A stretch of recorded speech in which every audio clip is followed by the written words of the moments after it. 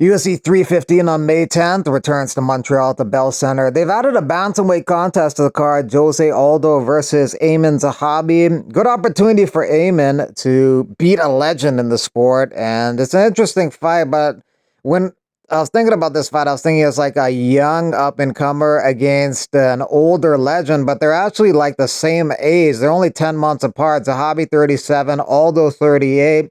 I thought Zahabi was younger. I thought Aldo was older because he's been an absolute legend for so long, but they are close in age. They're close in the rankings too. Number 11, Aldo versus number 13, Zahabi. So a chance for Zahabi to move up a couple spots in the rankings if he does win.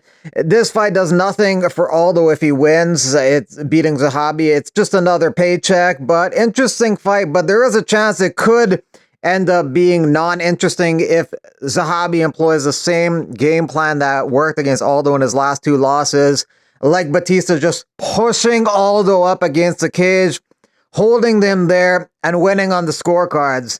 And he copied that game plan word for word, bar for bar, from Merab Dvalishvili, who did the same thing essentially to Aldo to win a decision before that. Will Aiemann Zahabi employ a similar game plan? I think so. His brother Faraz is a good coach, smart guy. They're going to do whatever it takes to win the fight, not win fans. So they may just try and do the same thing out in the open, though in the striking domain. That's where Aldo will probably shine. Incredible pedigree there. Although Zahabi's made some strides in kickboxing, he looked good in his last fight against Pedro Munoz. That card's main event is Belal Muhammad versus Jack Della Maddalena. Maddalena replaces Shavkat Rakhmonov, who was supposed to fight Belal Muhammad next, but is out with an injury. This fight probably is going to end up Belal just getting a lot of takedowns, controlling the fight on the ground, and winning a decision. From a competitive standpoint, the co-main event is better in the sense that it's an even money fight. Manuel Fiorot has a decent chance to reclaim. From a competitive standpoint, the co-main event is better. It's more even on the betting lines. Manuel Fiorot has a decent chance to beat Valentina and take her belt and fuck up the UFC's plans of doing a super fight between Weili Zhang and Valentina Shevchenko. There's also another flyweight women's fight on the card, Alexa Grasso versus Natalia Silva.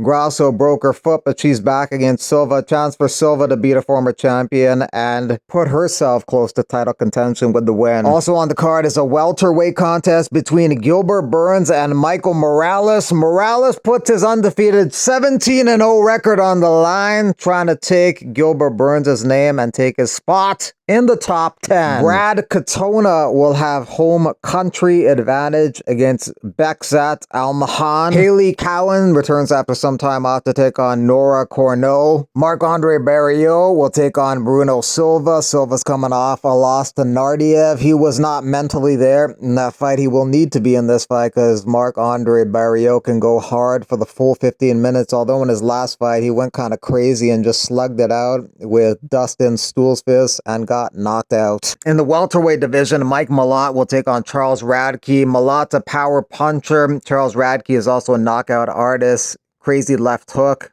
Only loss in the UFC was against Prates, but there's no shame in losing to him. He's been on fire lately. Jessica Andrade takes on Jasmine Jasdavicius. Andrade has some crazy finishing ability. Jasdavicius will have home nation advantage. This is the third women's flyweight fight on the card. And a lot of people are going to be pissed off. They have 4 female fights on this card. And if they do 12 fights, 1/3 of the card is going to be women's fights. So that's 4 out of 12 fights, which will be female fights. On that same topic, Combate Global on March 13th is doing an all-female fight card. And they're going to start airing all their stuff on YouTube. They're switching formats.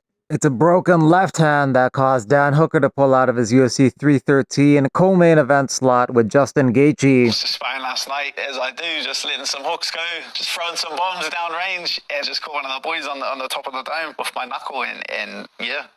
And then I don't think too much of it, but they sent me off to get a CT scan. Had a little CT scan, and they told me that my hand is fractured. So Gaethje says since Hooker's out of the fight and waiting for a new opponent, Gamrot and Moicano are interested in replacing Hooker. Speaking of hookers, former UFC fighter Duda Santana says she now prostitutes herself for cigarettes after spiraling into homelessness. Her career is kind of interesting in that she's a former UFC fighter, but she only had 4 fights in her entire career, 3-1 record. She won her first 3 fights and then got a shot on Dana White's Contender Series, but had visa issues, so she pulled out of that fight. She got into the UFC anyways and lost her first fight. Then she got a chance to fight Leah Letson. Letson pulled out, and then Cortez replaced her, but then Duda Santana pulled out. Then she got scheduled for a fight the next year and pulled out of that fight. Then she got flagged by USADA and suspended for a couple of years, then got cut by the UFC. Ariel Helwani also mentions regarding filling in for Dan Hooker. Beneil Dariush is also a possible option. Dariush was supposed to fight in January against Moicano, but Moicano ended up filling in the main event, and Dariush was left without a fight, but he got paid his money still. Michael Chandler says, I appreciate all the interest, but I got an opponent and a date. I'm gutted for Justin Gaethje, but I know he's down to fight anyone. We'll see him fight at the scheduled date. As for me, UFC 314, gonna be fire. Literally nobody said your name. You posted that pic. Yeah, I guess it was Michael Chandler who posted the pic. He's saying, I appreciate the interest, but he was the only one who was interested. But Chandler will be taking on Paddy Pimblett, UFC 314, April in Miami. Islam Makhachev posed beside a couple fire extinguishers and says somebody needs to be put out. People want to see him and Topuria next. Song Yadong is down to rematch Henry Cejudo. If not, he'd like to just spar him. I knew that he upset I upset too. So stop complaining. If you want to fight, let's fight. If you guys don't set up the fight, let's sparring. Let's do sparring in your gym or my gym. I'm willing to do that. Sorry that I don't have bigger gloves. You want to spar him? But I know you spar different. I know how you. Oh, I thought you meant to spar, like put steam in there. Cejudo's down to do the rematch with Song Yadong. If not, he wants to fight Petr Yan. But he thinks the UFC are mad at him. Dana White and Hunter Campbell mad at him for not continuing to fight after the 3rd round. Mihail Olasejic and his brother have started training with the Fighting Nerds. Team of the Year in 2024 on many people's lists. Nursultan Ruzaboa's brother no longer on the UFC roster. He was supposed to fight last week against Jared Gordon, but he got sick and pulled out, and then he's now off the UFC roster. Shamil Gaziev has fight news coming soon. He's ranked number 11 in the heavyweight division and coming off a knockout win over Thomas Peterson. What's up, guys? I am hosting an MMA retreat in Colombia, May 18th through the 24th. All-inclusive retreat.